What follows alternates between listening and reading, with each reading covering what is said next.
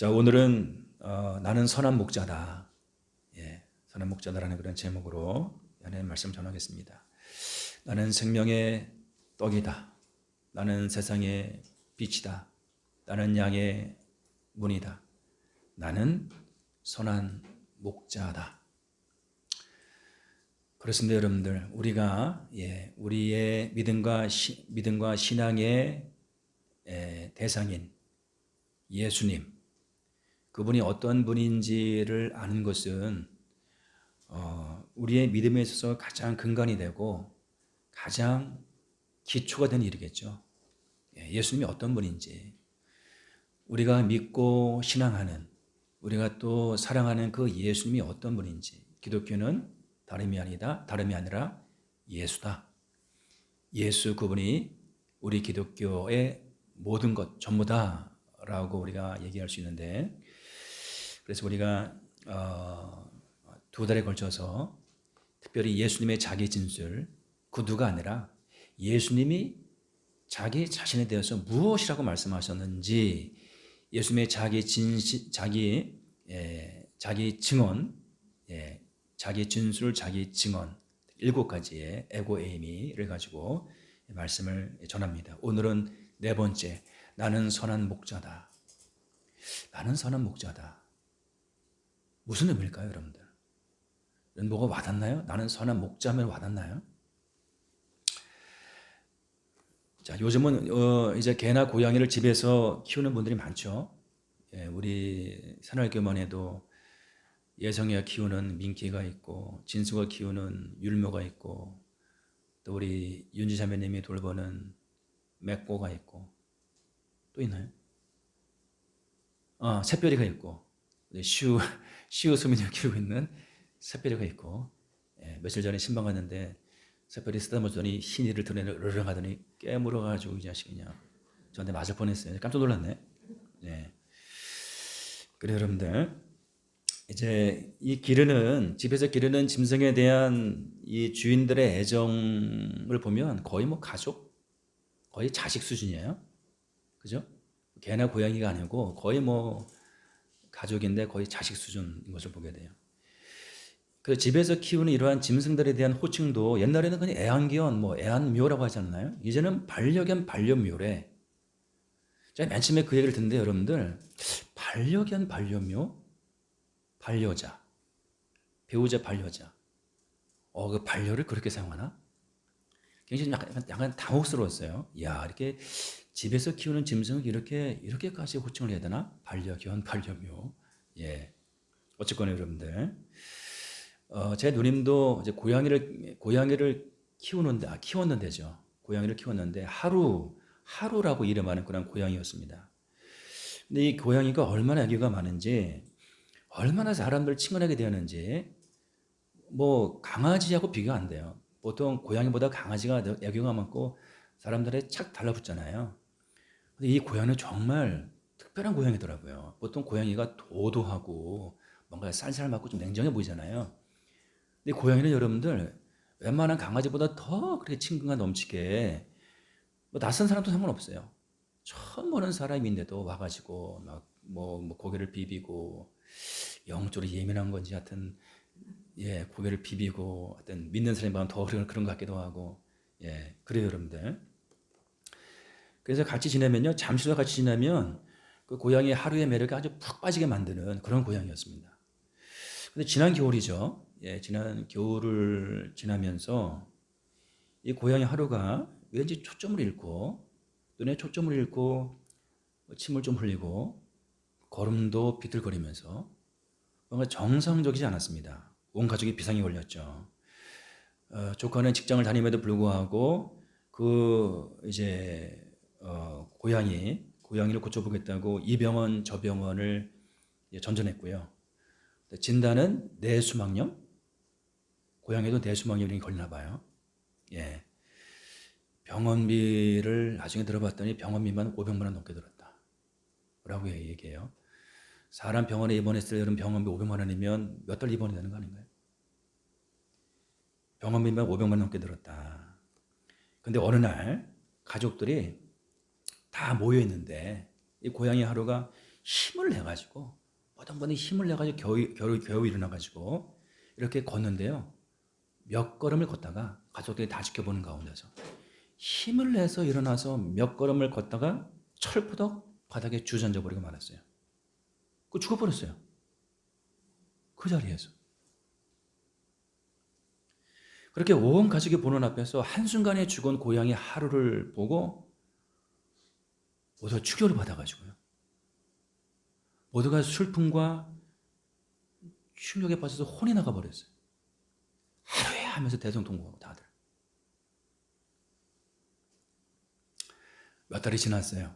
몇 달이 지났는데도 지금도 우울증 비슷하게 온 가족이 힘들어해요. 예, 아직까지 힘들어요. 온 가족이. 자, 왜 이 이야기를 하냐면 여러분들, 우리에게 목자와 양의 관계에 대해서 이야기를 하려고 해요. 자, 이스라엘 백성들에게 양은 그냥 집에서 기르는 가축 정도가 아니었어요. 가축? 아니에요. 오늘 본문의 말씀을 통해 우리는 이스라엘 백성들이 생각하는 양과 목자의 관계를 헤아려 살펴볼 수가 있어요. 양과 목자가 어떤 관계인지를. 자, 예수님 말씀하세요. 나는 선한 목자라. 양들을 위하여, 선한 목자는 양들을 위하여 목숨을 버리거니와. 우와.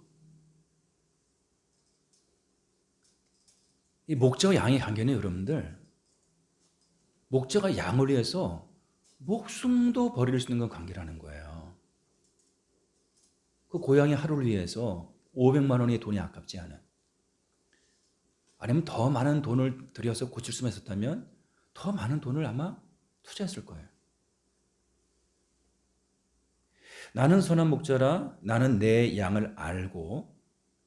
히브리어로 안다는 것은 여러분들, 우리가 말하는 지식과 정보 차원의 그런 알미 아니라고 했어요. 예, 안다는 것. 우리 성경에서 안다는 것은 굉장히 중요한 단어인 거 아시죠? 굉장히 중요한 단어입니다. 나는 내 양을 알고 양도 나를 아는 것이, 아버지께서 나를 아시고 내가 아버지를 아는 것 같더니 나는 양을 위하여 목숨을 버리노라. 두 번째 여러분들, 길지 않은 이 본문 속에서 예수님이 나는 양을 위해 목숨을 버린다. 선한 목자의 정의가 뭔지 아세요? 선한 목자는 양을 위해서 목숨을 버리는 목자예요. 계속 말씀하시죠? 내가 내 목숨을 버리는 것은 그것을 내가 다시 얻기 위함이니 이로 말미암아 아버지께서 나를 사랑하시느니라. 이를 내게서 빼앗는 자가 있는 것이 아니라 내가 스스로 버리노라. 내가 스스로 죽노라. 이 길지 않은 본문 속에서 우리 예수님은 양을 위해서 목숨을 버린다, 양을 위해서 죽는다라는 표현을 한 번, 두 번, 세 번, 네 번이나 반복해서 사용하고 계세요. 목자가 양을 위해 목숨을 버린다. 4번 반복되고 있고요. 목자가 양을 알고 양이 목자를 안다. 이 안다는 말씀이 또 4번 반복되고 있어요. 오늘 본문 속에서. 자, 히브리인들에게 여러분들, 이 안다라는 이 단어요. 히브리어로 야다라고 하는데, 결혼한 부부의 아주 친밀하고 개인적이고 인격적인 관계를 얘기할 때, 아담과 하가 동침하여 아들을 낳으매 할 때 이 동침이 여러분들 야다라는 이런 뜻이거든요. 아주 깊이 하는 것이 여러분, 깊이 모든 것을 아는 그러한 안다는 것이에요. 지식과 정보 정도의 차이를 말하는 것이 아니고요. 깊은 결속과 유대, 헌신과 공감을 내포하는 아주 인격적이고도 관계적인 의미의 단어예요. 안다는 것은 피상적으로 안다는 게 아니라, 피상적으로 아는 것이 아니라 정말 깊이 있게 개인적으로 깊은 관계와 유대 속에서 그가 어떤 존재인지를, 그의 눈빛만 봐도, 그의 표정만 봐도 그가 지금 어떠한지를 아는, 아니 보지 않고 그냥 생각만 해도 그가 지금 어떤 상태에 있는지를 아는 그런 관계를 말합니다. 여러분들, 성경에서 말하는 안다는 것은. 자, 양은 목자를 압니다. 또 양은 자신의 목자를 알아보고 그 목자를 따릅니다. 비록 양이 시력이 약하고 방향 감각도 좋지 않지만 양은 여러분들 절대로 다른 목자를 따르지는 않습니다. 양은. 그래서 내 양은 나를 안다. 그런 것이 여러분들. 양은요 절대로 허투루 여러분들 다른 목자를 따라다니지 않아요. 결코 여러분들. 근데 목자는 더욱이나 이렇게 양이 목자를 아는데 목자는 더욱이나 자기 양을 안다는 거예요. 당연하겠죠 여러분들. 양이 목자를 아는데 목자는 더욱이나 그 양을 아는 것이죠. 자, 이스라엘의 경우 여러분들 뭐 이렇게 아시아나 뭐 아메리카나 이런 것처럼 넓은 대초원이 있지 않잖아요. 예, 그래서 거대한 목초지가 있는 그런 땅이 아니었기 때문에 양떼를 한 사람이 수천 마리씩 키우는 그런 경우는 없었다. 아무리 많아도 뭐 한 사람이 한 2, 300마리, 일반적으로는 한 2, 30마리 정도, 2, 30마리 정도의 그런 양을 키웠다는 거예요. 자연스레 목자는 어떻게 해요? 자기 양 한 마리 한 마리의 개성을 하는 거죠. 그 양의 버릇, 기질, 장점, 단점을 모두 알고 있는 거죠. 양떼가 많아도 목자가 자기 양들에게 이름을 지어 붙여서 기억할 정도였다. 그것을 근거로 저마다에게 이름을 지어 붙였다라는 거죠, 여러분들. 흰둥아, 점바가, 검둥아 등등. 우리가 이제 목회를 할 때 이제 그런 얘기 하거든요. 목회자 한 명이 최대한 섬기고 돌볼 수 있는 그러한 성도의 수는 300명이다. 예, 실은 그 최대가 맥시멈 300명이다라고 얘기해요. 그 이상 넘어가면 인사하잖아요. 안녕하세요 인사하잖아요. 네, 누구시죠? 저 새날교회 교인이거든요. 이런 일이 생기는 거예요. 저 새날교회 교인이거든요. 그러셨죠? 새날교회는 제가 벌써 12년 됐거든요. 죄송합니다. 이러는 관계가 되어버리는 거죠. 목사가 성도를 알지 못하는 거예요. 예, 얼굴도 알지 못하고 이름도 알지 못하고 그냥 아무런 관계가 없는 거예요. 주일 예배 때 그렇게 그냥 이렇게 설교만 듣는 그런 관계인 거죠. 개인적인 인격적인 관계가 전혀 없는 거예요. 아주 피상적인 관계인 것이죠, 여러분들. 그러나 이스라엘에서 이 지역에서 목자와 양의 관계는 바로 그런 관계였다. 목자가 하나하나의 개성과 질과 특징을 알고 이름을 지어 붙여줄 정도로 그런 관계. 흰둥아, 점방아, 검둥아, 이쁘나 뭐 이런 식이에요, 여러분들.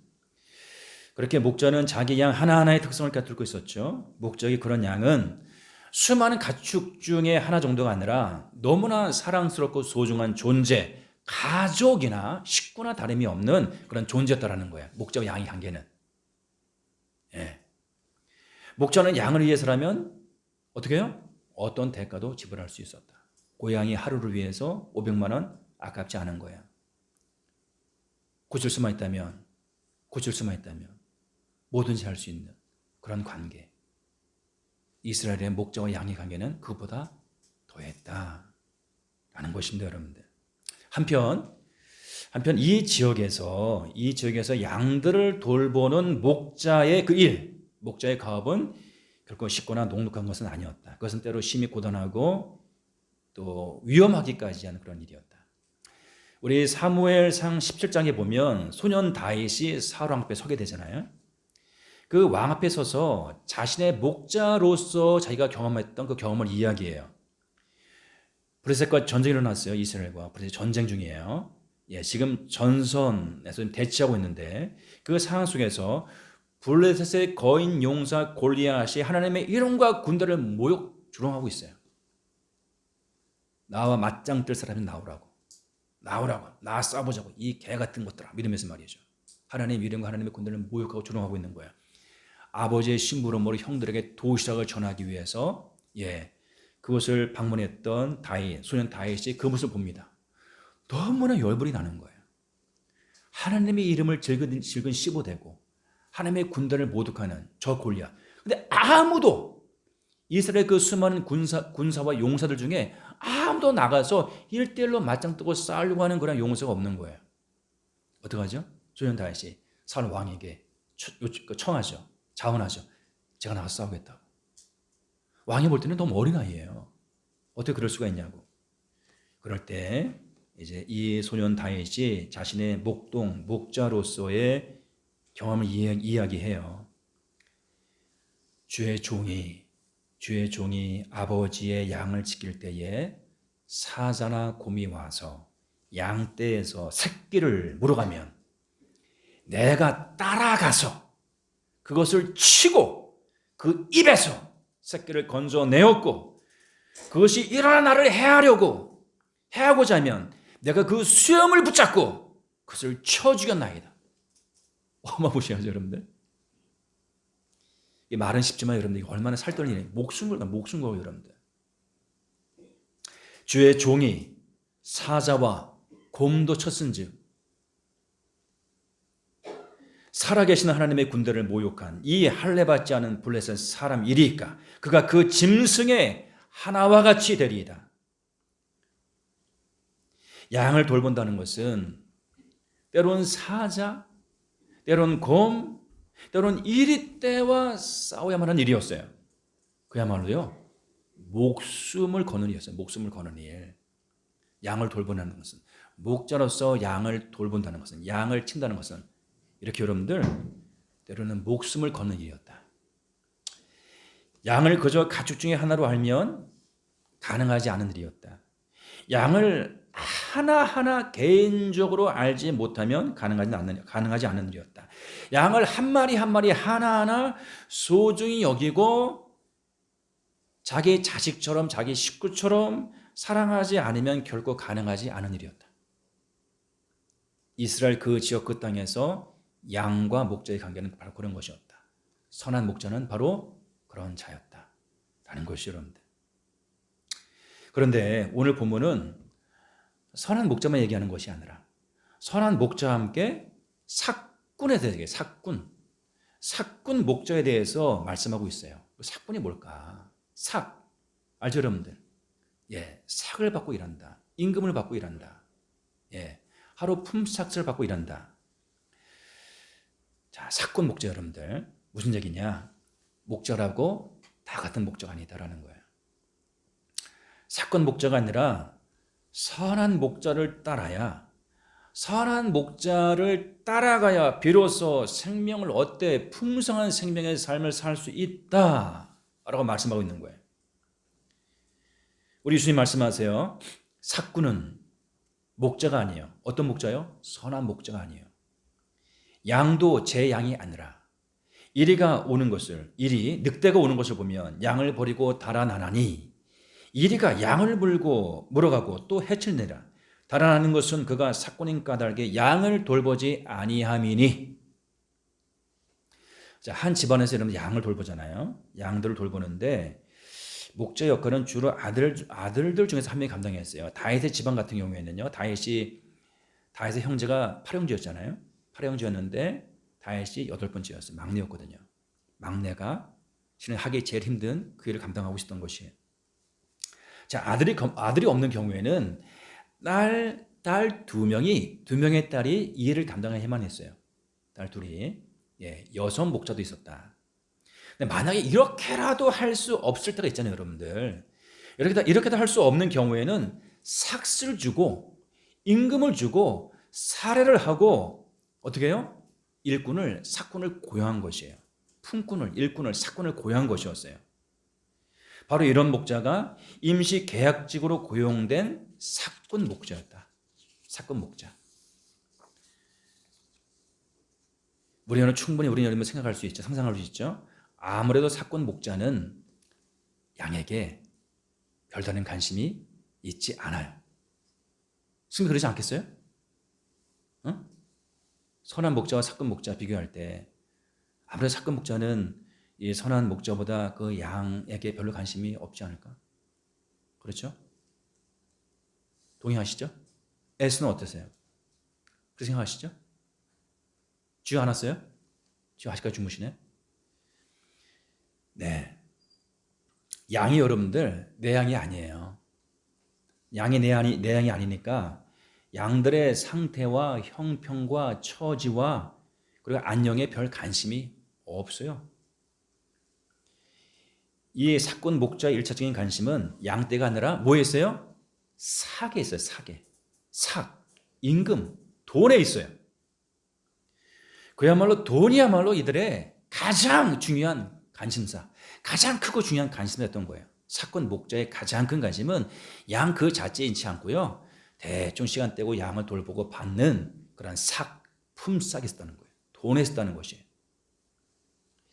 사건 목자는 양들에 대한 애정이나 인격적인 헌신이 전혀 없죠.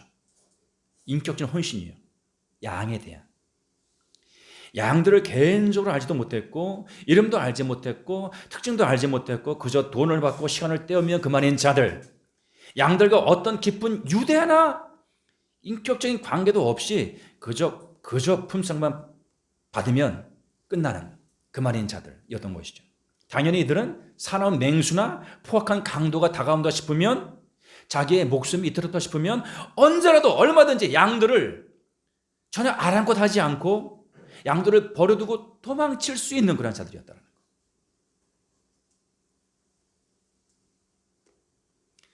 하지만 선한 목자의 관심은 양에게 있어요. 사건 목자의 관심은 자기 자신에게만 있어요. 선한 목자는 목숨을 걸고 양을 지켜요. 목숨을 걸고. 사건 목자는 자기 목숨이 소중해요. 양이야 뭐 핥히든지 죽든지 말든지 도망쳐버려요. 예수님은 당시께로 나오는 수많은 무리와 군중을 보시고요, 자주 불쌍히 여기셨다라고 복음서는 기록하고 있어요. 주님께 나오는 수많은 무리와 군중들을 바라보고 우리 예수님이 불쌍히 여기셨다 얘기했죠. 여러분들, 불쌍히 여기다 우리 말로 잘 표현이 안 돼. 스플랑크니즈마이, 내장, 창자가 끊어진다는 거예요. 아까도 여러분 우리가 뭐 이렇게 창자가 꼬인다는 얘기 있잖아요. 창자 꼬여 본 사람 있나요? 너무나 아프다 그러네. 너무 고통스러워 그러네. 창자가 끊어지는 거예요. 내장이 끊어지는 거예요. 우리말로 뭐라고요? 우리말로 가슴이 찢어진다. 가슴이 찢어진다. 라고 여러분 우리가 쉽게 얘기한다면 우리가 번역할 수 있다고 했어요. 주님께 나오는 여러분들 수많은 그러한 무리와 군중을 바라보고 예수님의 가슴이 찢어졌어요. 너무나 마음이 아팠어요. 왜 그런지 아세요? 왜 그러죠? 예수께서 나오사 큰 무리를 보시고 그 목자 없는 양 같음으로 인하여, 목자 없는 양, 목자가 없는 양이요. 양인데 목자가 없어요. 목자가 없는 양 같음으로 인하여 불쌍히 여기사 이에 여러 가지로 가르치시더라. 수많은 무리와 군중이 주님께 나오는데 예수님 가슴이 찢어지는 거예요. 왜냐하면 그들을 지도할, 그들을 인도할, 그들을 가르칠, 그들을 진리로 이끌, 그들에게 영원한 생명의 양식을 공급할 선한 목자가 없네요. 목자가 없지는 않아요. 사건 목자들만 있네요. 사건 목자들에 의해서 이리 저이고 저리 이용당하는 이 수많은 무리와 군중들을 바라보고 우리 주님의 가슴이 찢어지는 거예요. 찢어지는 거예요.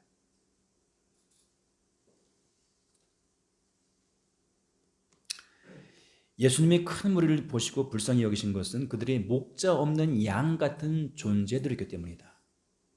그럼 여러분들, 목자 없는 양은 어떤 모습일까요? 어떤 형편일까요? 어떤 존재가 되는 것일까요?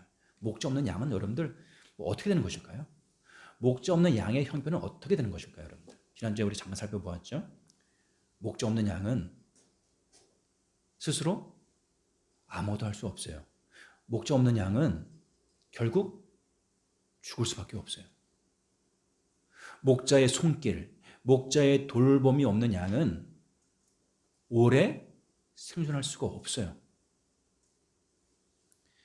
모든 짐승이 자신의 생존을 위해서 한 가지씩의 어떤 그런 강력한 탁월한 특징을 소유하고 있어요. 그렇죠, 여러분들? 양은 여러분들 참 희한하게도 양은 자신의 생존을 위한 어떤 능력 하나 갖고 있지 않아요. 양은요, 뿔이 해가지고 뿔로 뭐 대적할 수가, 뿔도 안으로 말린 뿔이고, 빨리 달릴 수 있는 이 쇼다리에 띠뚱띠뚱. 넘어지면 못 일어나요. 양은 여러분 넘어지면 못 일어나요. 발랑 자빠지고 여러분들 네 발 하늘로 이렇게 향하고 여러분 이렇게 버둥거리다가 배에 가스가 차서 죽는다고요. 양은요. 시력도 좋지 않아요. 방향 감각도 없어요.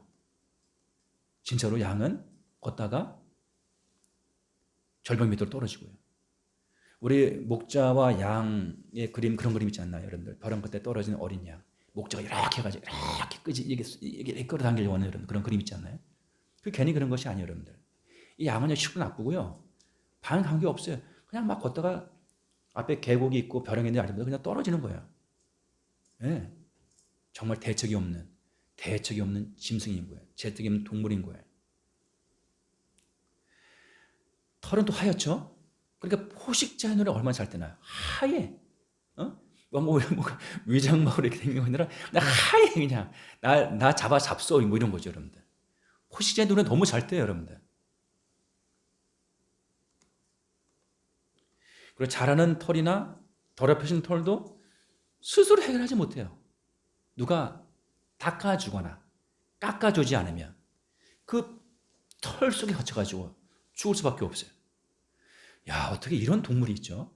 저는 개인적으로 참 신기해요. 어떻게 유전학적으로 어떻게 이런 짐승이 있을 수 있을까? 어떻게 지금까지 살아왔을까? 생존할 수 있었을까? 목자 없는 양은 살 수 없어요, 한마디로. 목자가 없는 양은 살 수가 없어요. 생존할 수 없어요. 목자 없는 양은 그야말로 굶주린 이리떼, 사자, 곰에 너무나 손쉬운 먹잇감일 뿐이에요. 당신을 따르는 수많은 무리와 군중을 바라보시던 예수님은 그들의 실상이 한마디로 목자 없는 양 같음을 아시고 불쌍히 여기세요. 그 가슴 아픈 목자 없는 양들의 현실을 바라보고 예수님의 가슴이 찢어지세요. 그들의 아픔, 그들의 고통에 깊이 공감하시고요. 그들과 한마음이 되어서 그들의 고통으로 아파하시고 그들의 슬픔으로 눈물 지으시죠. 선한 목자 되신 주님과 그분의 양과의 관계가 바로 그런 것이다. 그런 목자 없는 양 같은 무리와 군중들을 향해서 우리 예수님 말씀하시죠. 나는 선한 목자라. 나는 선한 목자라. 나는 사꾼 목자가 아니라, 나는 사꾼이 아니라 나는 선한 목자라. 선한 목자는 양들을 위하여 목숨을 버리거니와. 나는 선한 목자라. 나는 내 양을 알고 나도 양을 안다. 나는 양을 위하여 목숨을 버리노라. 나에게서 빼앗는 자가 있는 것이 아니라 내가 스스로 그 양을 위하여 목숨을 버리노라. 십자가에서의 죽음, 양 같은 수많은 무리와 군중들을 구원하시기 위하여 주님께서 걸어가고 계시는 십자가 죽음을 예고하고 계시는 그러한 편이었던 것이죠.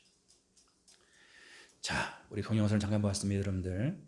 제2차 세계대전이 한창이던 1942년 8월 6일 유대인 학살이 절정이던 그날 한 남자가 고아원 어린이 192명을 데리고 192명을 데리고 기차를 타고 있었습니다. 의사였던 야니시 코르차크, 폴란드 유대계 폴란드계 유대인 야니시 코르차크. 그는 2차 세계대전에 발발하자 의사를 그만두고요. 전쟁통의 고아가 된 이 유대인 어린아이들을 위해서 고아원을 운영했습니다. 그는 고아들의 행복을 위해서 헌신하며 살고 있었어요. 유대인 게토 지역에 먹을 것이 부족했고 삶은 비참했습니다. 야니 씨는 아이들을 살리기 위해서 자신의 사비를 털었어요. 하지만 1942년 나치의 유대인 말살 정책은 극단에 치달았고 나치는 강제 거주지역 게토의 유대인들을 학살하기 시작했어요. 1942년 8월 폴란드의 바르샤바 기차역에선 매주 남녀노소 불문하고 5,000명의 유대인들이 기차에 실려서 도처의 가스실로 향했어요. 원장님, 지금 도망치셔야 합니다. 지금 도망가야 살 수 있습니다. 당신은 위험에 처해 있는 당신 아이를 저버릴 수 있습니까? 몇 번이나 자신은 피하고 살아남을 수 있었지만 야니시 코르사크는 몇 번이나 자기 한 몸은 살아남을 수가 있었어요. 돕는 자들도 있었어요. 그렇지만 오직 아이들을 위해서 피하고 숨기를 마다했어요. 그리고 마침내 그날 고아원의 군인들이 들이닥쳤습니다. 아이들은 악명 높은 트레블링카 학살 수용소로 보내질 것이었어요. 가스실에서 한순간에 죽임을 당할 것이었어요. 아이들은 죽음을 예감한 듯 눈물을 흘리고 비명을 지르기 시작했어요. 발작하기 시작했어요. 그러면서 말이죠. 야니시는 다짐했습니다. 아이들을 달래고 용기를 잃지 않게 하리라. 끝까지. 그리고 얘기했어요. 군인들에게. 우리에게 15분만 주세요. 우리에게 15분만 주세요. 야니시는 그렇게 아이들에게 가장 좋은 옷을 챙겨 입혔어요. 그래 말했습니다. 얘들아, 이제부터 우리가 소풍을 가는 거야. 길을 잃지 않도록 줄을 맞춰가자. 가장 어린 아이들의 손을 잡고 야니시 코르사크는 맨 앞에 서서 걸어갔어요. 천사들의 행진, 맨 앞에 서서 그 가장 어린 아이들의 손을 붙잡고 아이들은 노래를 부르면서 그 뒤를 따라갔어요. 고아원 원장인 야니시 코르사크의 뒤를 따라갔어요. 그는 흐트러짐 없이 당당하고 굳세게 아이들의 손을 잡고 행진을 했습니다. 그리고 그의 뒤에는 자신들의 가장 좋은 옷을 차려입은 아이들이 당당히 의젓하게 걷고 있었어요. 그때 한 장교가 다가와서 조용히 말했습니다. 원장님은 풀어주려는 사령관의 명령입니다. 원장님은 풀어주려는 사령관의 명령입니다. 물러나세요. 그러나 이번에도 야니시는 아이들을 떠나지 않았습니다. 그리고 마지막 한마디를 남겼어요. 우리 아이들이 처음 타는 기차를 무수하면 누군가 손을 잡아줘야 하지 않겠습니까? 나는 결코 아이들을 떠날 수 없습니다. 그리고 그 아이들과 함께 기차에 올랐어요. 그리고 그렇게 트레블랑카 수용소의 가스실에서 자신의 아이들 192명과 최후를 함께했어요.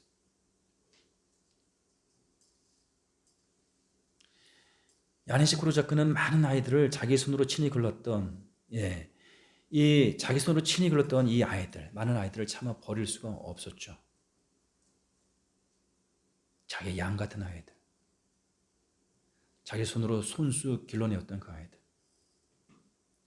죽음 앞에서 떨며 울부짖을 그 아이들을 품어안고 마지막 죽음의 순간까지 그들 곁에서 그들과 함께하기로 결정한 야니시 코르사크.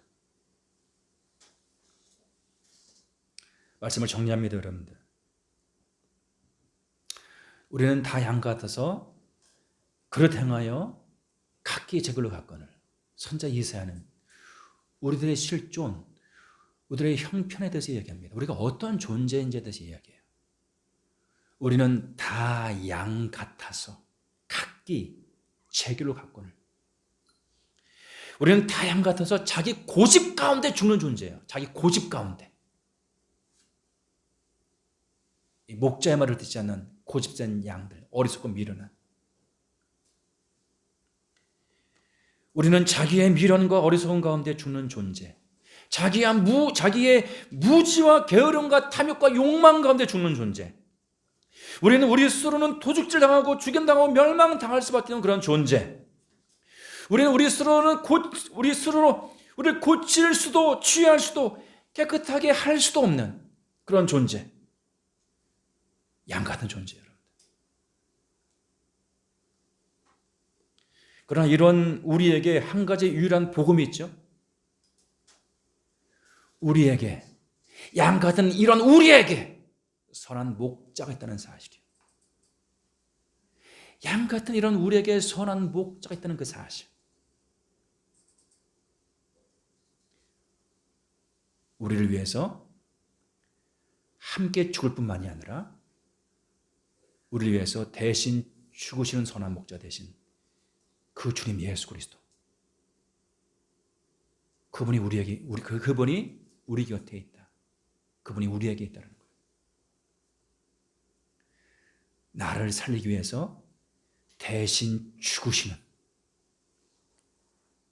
나에게 영생을 선사하시기 위해 나의 모든 연약함과 죄악을 짊어지시고 십자가에 달리셔서 대속의 죽음을 죽으시는, 대속의 죽음으로 죽음을 당하시는 나의 선한 목자 되신 예수 그리스도. 그분이 우리에게 있다고요. 그분이 나의 생명의 주님이시라고요.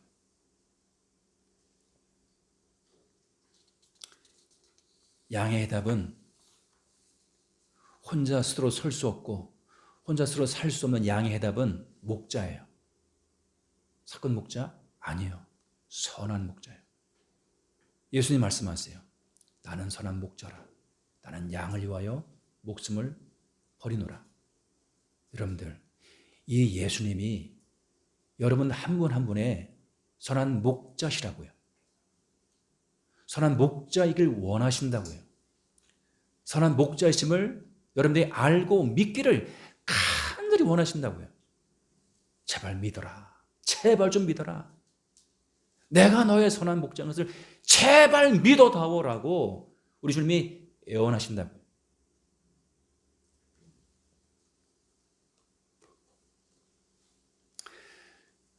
우리 지금 말씀 붙잡고 이 시간, 여러분들 시간이 많이 가서 말씀 붙잡고 이 시간 기도하며